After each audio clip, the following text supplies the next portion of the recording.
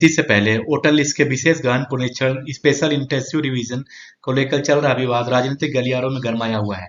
यह प्रक्रिया जो 22 साल बाद बिहार में हो रही है, चुनाव आयोग और विपक्षी दलों के बीच आरोप प्रत्यारोप का केंद्र बन गया है।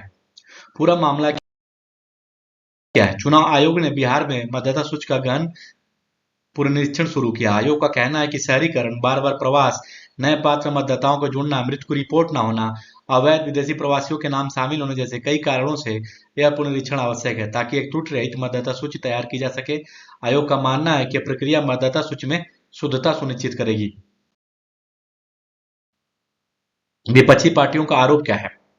विपक्षी दल जिनमें Congress, Rajad, TMC, DMK, Sapa, JMM और वामपंथी दल शामिल हैं, इस पुनरीक्षण का विरोध कर रहे हैं। विपक्ष का तर्क है कि विधानसभा चुनाव से ठीक पहले इस तरह का बड़े पैमाने का अभियान संदिग्ध है और यह मतदाता आधार को प्रभावित कर सकता है। उनका कहना है कि 2003 में पिछली बार ऐसा पुनरीक्षण चुनाव से काफी पहले हुआ था, जिससे लोगों को सुधार का पर्याप्त समय मिला था। विपक्षी दलों का यह आरोप है कि यह प्रक्रिया दलित, पिछड़े और प्रवासी मतदाताओं को निशाना बनाने और उन्हें मतदाता सूची से बाहर करने की साजिश है।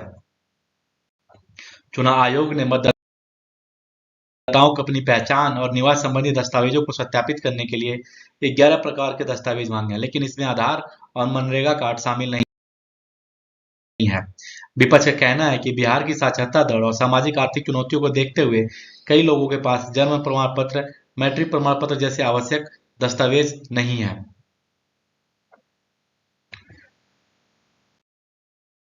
तेजस्वी यादव ने इस प्रक्रिया को एनआरसी के समान बताया है और आरोप लगाया है कि यह लाखों गरीबों, पिछड़ों और प्रवासी मतदाताओं को मतदाता सूची से बाहर करने की साजिश है। उन्होंने चिंता व्यक्त की है लोगों के पास जन्म प्रमाण पत्र या मैट्रिक प्रमाण पत्र जैसे आवश्यक दस्तावेज नहीं है, उन्हें सूची से हटाया जा रहा। तेजस्वी ने यह भी दावा किया है कि पिछले ऐसे वोटर लिस्ट संशोधनों में लगभग 2 साल लगे थे, जबकि आज के तौर में चंद हफ्तों में होनी है। उन्होंने चुनाव आयोग से इस कदम पर पुनर्विचार करने की मांग की है। प्रशांत किशोर ने भी चुनाव आयोग से, जो जन स्वराज पार्टी के संस्थापक हैं, जन चुनाव आयोग से मतदाता सूची में संशोधन की प्रक्रिया, उसके मापदंड और किस आधार पर नाम जोड़ा या हटाया जा रहा है, इस पर स्पष्टीकरण मांगा है। उन्होंने कहा है कि 2003 के बाद से चुनाव के ठीक 2-3 महीने पहले इस तरह की ड्राइविंग चुनाव आयोग नहीं करता। उनका कहना है कि लोगों के मन में ऐसा होना स्वाभाविक है कि जब आप चुनाव के जस्ट 2-3 महीने पहले वोटर लिस्ट में बड़े पैमाने पर परिवर्तन करने का अभियान चलाते हैं। पवन खेड़ा, जो कांग्रेस नेता हैं, उन्होंने भी चुनाव आयोग की भूमिका पर सवाल उठाए हैं। आरोप लगाया है कि यह प्रक्रिया लोकतांत्रिक प्रक्रिया को डिस्टर्ब करती है। उन्होंने कहा कि विपक्ष को लगता है कि 20% मतदाता सूची से निकाले जाएंगे। अगर ऐसा होता है तो ये नाजायज सत्ता होगी। उन्होंने चुनाव आयोग को गुंडों की भाषा बोलने का आरोप लगाया और कहा कि इस देश में किसी एक संस्था की दादागिरी नहीं चल सकती। पवन खेड़ा ने 2003 के बाद अब इस तरह के पुनरीक्षण के समय पर भी सवाल उठाया, यह कहते हुए कि 1 महीने के भीतर इतने बड़े पैमाने पर काम करना असंभव है।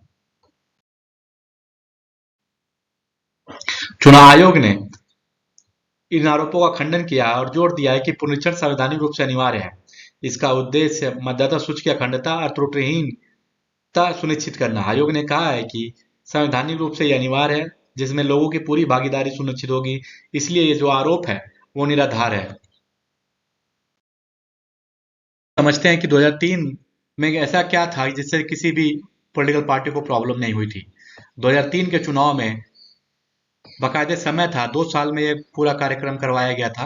किसका वोटर लिस्ट नाम हटाना है, किसका रखना है, कम से कम 2 साल में प्रक्रिया पूरी हुई थी, जिसमें सारे विपक्षी नेता इसी बात पे बार बार जोर दे रहे हैं। जबकि 2025 में जब चुनाव अभी 2-3 महीने रह गए बिहार इलेक्शन में, और चुनाव से ठीक 2-3 महीने पहले ये चीजें करवानी, चुनाव आयोग को विपक्षी नेताओं ने संदिग्धता के घेरे में लिया है और उनसे सवाल लगातार पूछ रहे हैं, इसलिए बहुत बड़ा इशू बन गया है।